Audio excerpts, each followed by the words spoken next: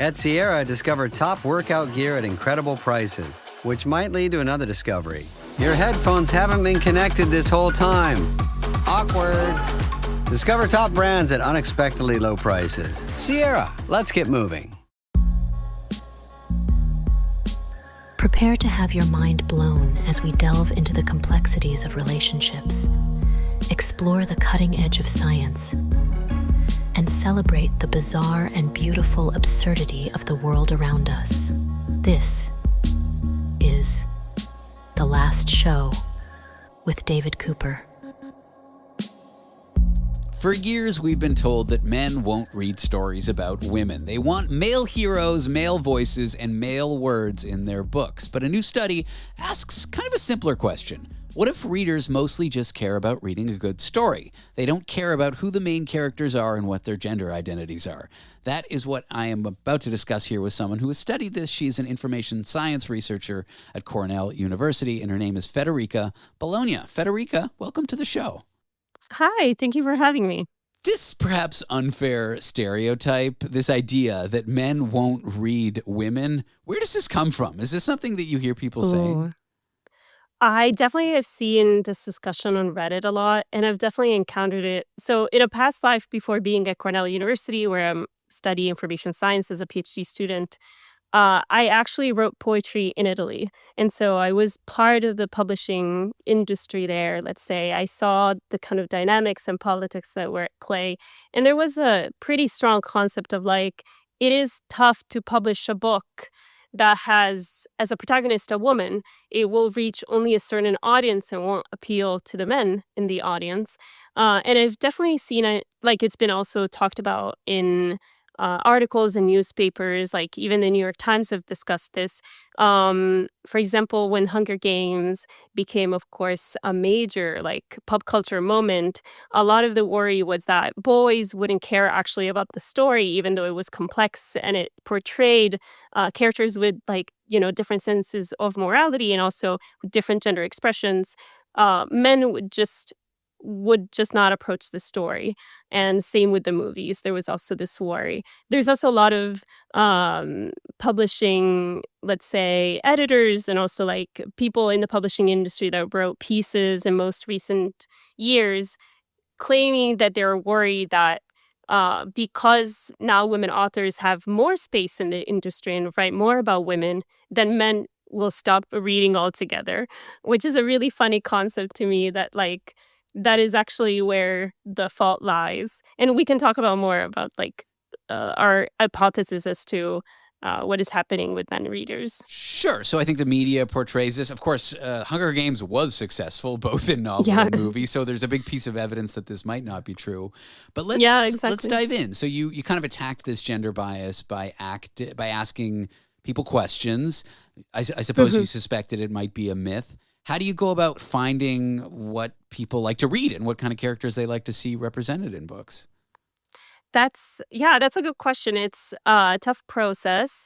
So actually, we started the study with the idea that this hypothesis was true. This anecdote that men only cared about men characters was true. We kind of wanted a quantitative, scale study to prove the fact that like there was something going wrong in the industry, and we might needed some intervention in education in order to make sure that like both girls and boys like were interested in perspectives from other gendered entities.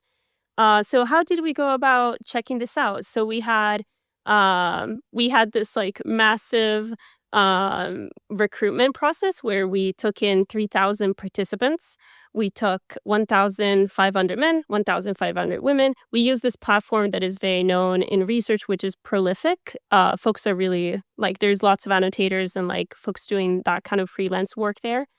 And so we had 3,000 participants, and each of them we had read two stories. So one story was about a hike, and one story was about a coffee shop. And then one story had a woman protagonist, and one had a man protagonist. We basically had the characters have like pretty gender neutral names. So we used Sam and Alex, depending on the story, so that we could manipulate the gender of the character by simply switching the pronouns. This is a lot of details. This is to No, say it's gender. interesting. No, I'm with you. It's an interesting way to set this up and test it. Yeah, it's like gender is really complex. Like it involves not just like your name, the way you like, your pronouns, the pronouns that you use, but also how you express, how you go about the world, what kind of activities you like. And this, of course, also intersects with sexuality. So actually, the stories are kind of boring in that aspect, in the sense that like they take out a lot of, they're pretty agender aside from the pronouns, so that we could control specifically if it was just the gender identity and not gender expression or sexuality that would affect the behavior of the reader. So going back to the flow of the survey, we had people read these two stories in order, and one had a man protagonist and one had a women protagonist, and then they would get to choose which one to continue reading. And we were like, so which one would you like to continue reading, and why is that? Which was the better story, the coffee one or the hike one? And the hike one, actually. They really liked the hike one. And so people preferred to read the hike one, you found, no matter whether these characters were male or female? Yep, exactly. And that's no matter whether the people reading were men or women as well. Yes, exactly. So in our results, we saw that women participants would choose the hike story 77% of the time if it had a woman protagonist, and 70% of the time if it had a man protagonist. So actually the anecdote kind of goes the other way. So women slightly prefer stories that have a woman protagonist. But the effect is so small, it's only 7%, where, it doesn't really impact whether a person will go into a bookstore and choose a different book because of this. We don't think so.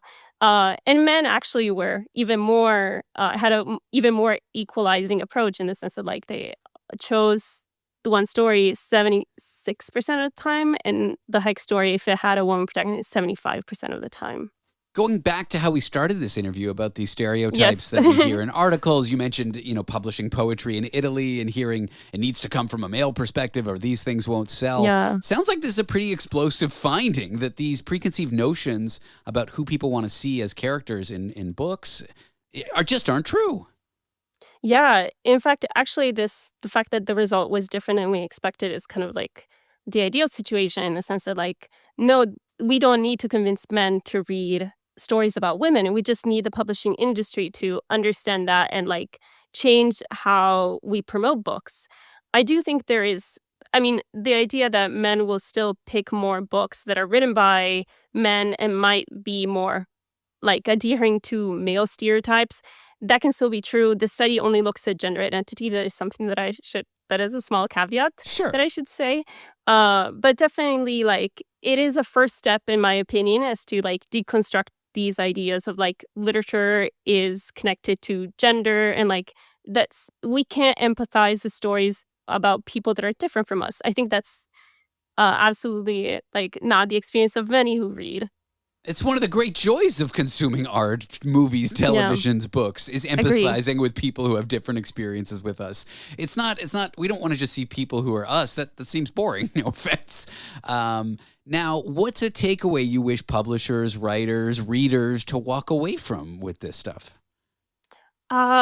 Let's be more brave. Let's publish books that are not just about girls, but also non-binary characters. Let's just like promote authors that have good stories, and instead of focusing on, whether this is something that will sell in a specific market. I know that's tough. I'm not in the business side of things, but I would just wish to see a greater variety of like how womanhood, girlhood, and like also, how like gender fluidity is expressed in stories.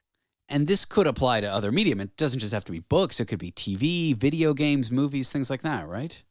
Totally. Yeah, actually, in our conversations about these results, we were thinking about gaming and how gaming has been pretty tough for like women creators and like women gamers and characters too. Well, Federica, I've enjoyed chatting about your findings. Thanks for coming on the show and, attacking this stereotype, this needless one with me. Of course. Thank you for reaching out. Federica Bologna is an information science researcher at Cornell University. Welcome to Survivor 50. February 25th on Global. We chose you to represent 25 years of the greatest adventure on television. It's the biggest season ever. The twist is going to open up Pandora's box. Now I see Zach Brown on Survivor. Welcome to Survivor, Mr. Beast. Feels a little like a high school reunion meets a massacre. Survivor 50th season, Wednesday, February 25th on Global. Stream on Stack TV.